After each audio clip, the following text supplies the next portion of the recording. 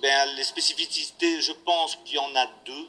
La première, c'est qu'on a une grande tradition du documentaire. On a des auteurs qui sont très connus et qui ont fait un travail absolument magnifique. Donc pour nous, documentaristes d'aujourd'hui, c'est très agréable d'avoir un socle, un vrai socle, une vraie force des références et puis aussi des références qui aussi à l'extérieur. Je pense à Stork, je pense à Beyer, etc.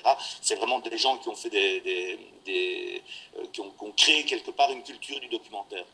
La deuxième spécificité, je trouve, c'est une grande liberté. On a des organes qui nous produisent, qui nous laissent libres de faire des films dans lesquels on n'est pas obligé de mettre une voix off, de mettre un cadre qui contraint le spectateur à penser d'une certaine manière et pas d'une autre. Donc on a des documentaires je trouve, qui se caractérisent par un travail soucieux de laisser la liberté au spectateur, c'est-à-dire de ne pas raconter une histoire avec un commentaire ou des voix off, etc. Donc moi je pense que ça considère le spectateur comme étant quelqu'un de pensant et d'intelligent et de le laisser s'approprier une histoire et réfléchir librement sur une problématique. Et vous trouvez que c'est davantage développé en Belgique que par rapport à d'autres pays que vous avez pu observer? J'ai cette impression, en tout cas moi j'ai cette impression de liberté quand je fais mes films.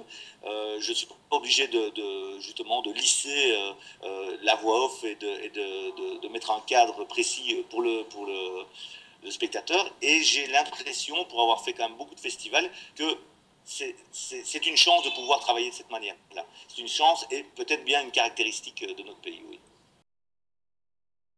Ben, ce qui est très important pour nous d'avoir des opérations comme le week-end du doc, c'est que l'air de rien, même si on arrive à produire nos documentaires, côté production, il y a tout un dispositif qui commence à être bien rodé et bon, qui a encore toujours moyen d'améliorer, on a des financements, etc.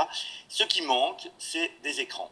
On manque d'écran et on manque de visibilité parce que le documentaire a priori n'est pas quelque chose de rentable, on va dire c'est pas quelque chose qui fait du chiffre ou qui fait de l'audience. Et hélas, on est quand même dans un monde où on compte tout le temps sur l'économie pour répondre à des questions. Or, ici, dans le cadre du documentaire, ben, je pense que c'est pas quelque chose qui doit être économiquement rentable.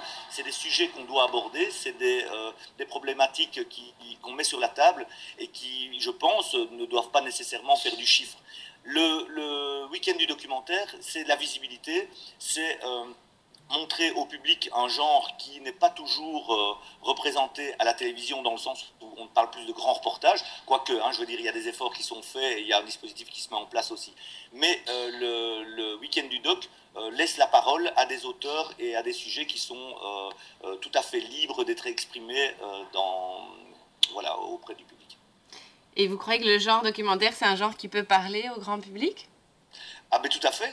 Moi, je pense que le documentaire, c'est quelque chose qui plaît énormément au public. Et quand on parle de documentaire et pas de grands reportages ou de reportages, c'est justement précisément de laisser le public, comme un grand, se faire une image et une idée par rapport à une problématique. C'est pas lui dire, voici Mohamed, il a 45 ans, il lui est arrivé ça et il va lui arriver ça. Ça, le public, il le fait devant la télévision en mangeant chips et c'est très bien. Ici, on parle d'un art qui laisse le spectateur se faire sa propre idée d'une problématique. C'est-à-dire qu'il est libre, le spectateur, et il est intelligent.